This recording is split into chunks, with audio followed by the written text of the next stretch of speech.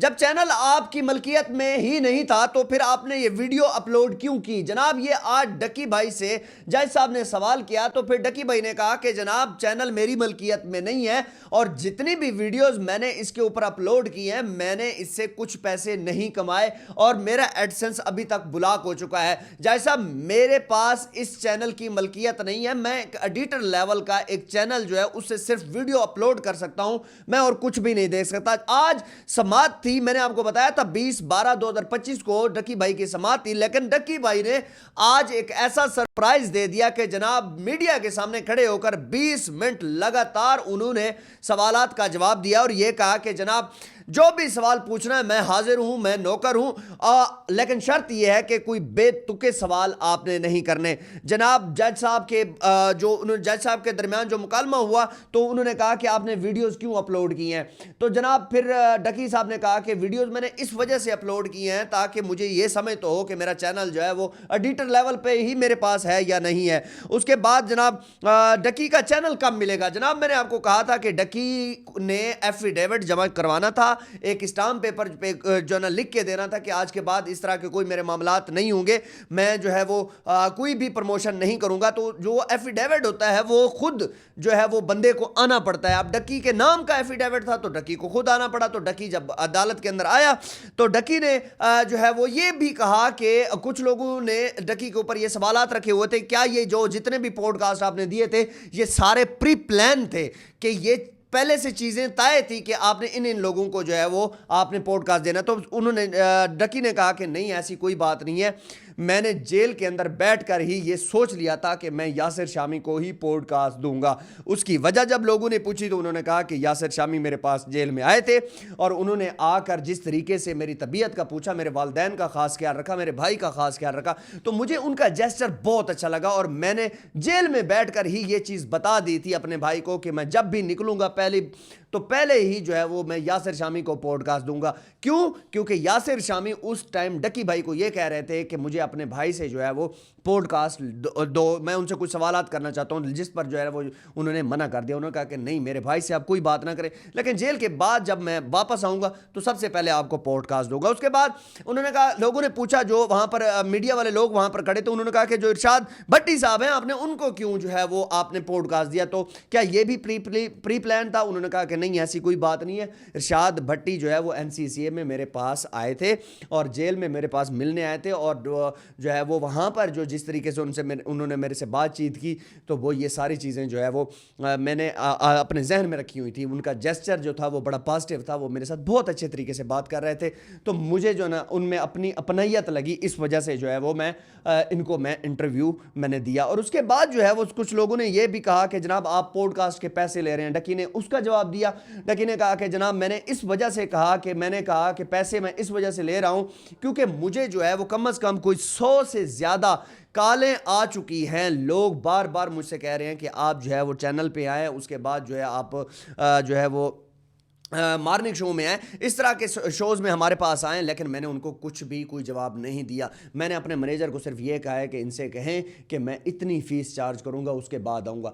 ये भी एक गोली कराने का एक तरीका था, अगर वो पैसे मान भी जाते तो उसके बाद फिर मैं कहता कि जनाब अब मेरा ये मसला है, अब ये मेरा मसला है। तो सहाफ़ियों ने पूछा कि जनाब आप जो है वो जब जेल आते थे जब जाते थे तो पेशियों पर आते थे कुछ बोलते नहीं, तो उन्होंने कहा कि जनाब मुझे तो एक तो बोलने पे मना किया गया था, उसके बाद जो है वो मुझे एक डिप्रेशन सा हो गया था, मैं एंजाइटी का शिकार हो गया था क्योंकि मैं लोगों के दरमियान आ ही नहीं सकता था, बस मैं बोल ही नहीं सकता था। हालांकि डकी खुद कहता है कि मैं जो है वो बड़ा बोलचाल वाला बंदा हूं और बड़ा बोलता वगैरह रहता हूं, लेकिन हजूम वाली जगह पर रहता हूं, लेकिन मैं वहां पर नहीं रहा। तो इस वजह से क्यों मैं बोल इस वजह से नहीं सका, एक तो मुझे जो है ना एंजाइटी हो गई थी और दूसरा मुझे मना भी किया गया था। एक सवाल में जो है उन्होंने ये भी कहा कि जो है वो कितना नुकसान हुआ है डकी का इन 4-5 महीनों के अंदर, तो उन्होंने कहा कि जनाब मैंने कोई भी वीडियो नहीं की, कोई कुछ नहीं किया, कोई काम नहीं किया, मैं जो है वो ना कोई ट्रेडिंग कर सका, उसके बाद जो है मेरे वालिदैन जो है वो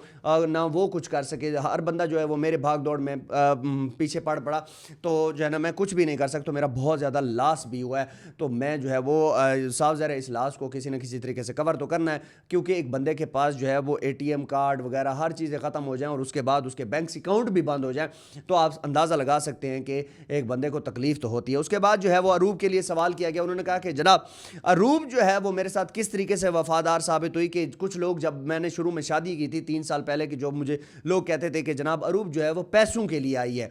जनाब नहीं, पैसों के लिए अरूब नहीं आई। ये डक्की का कहना है कि डक्की ने कहा कि देखो आज वो चीज़ प्रूव हो चुकी है कि वो मेरी मिसेज़ जो है वो मेरे साथ खड़ी हैं, अरूब हर टाइम मेरे साथ खड़ी हैं। उसके बाद जनाब उन्होंने कहा कि मैं जो है अब इनके ऊपर क्या कार्रवाई कर सकता हूं, इन लोगों के ऊपर जो करप्शन में अंदर बैठे हुए हैं, एनसीसी के करप्ट अफसरान, मैं इनके ऊपर क्या कार्रवाई कर सकता हूं। अल्लाह ने ही जो है ना इनके ऊपर हाथ डाल दिया। अब ये फंस चुके हैं बेचारे।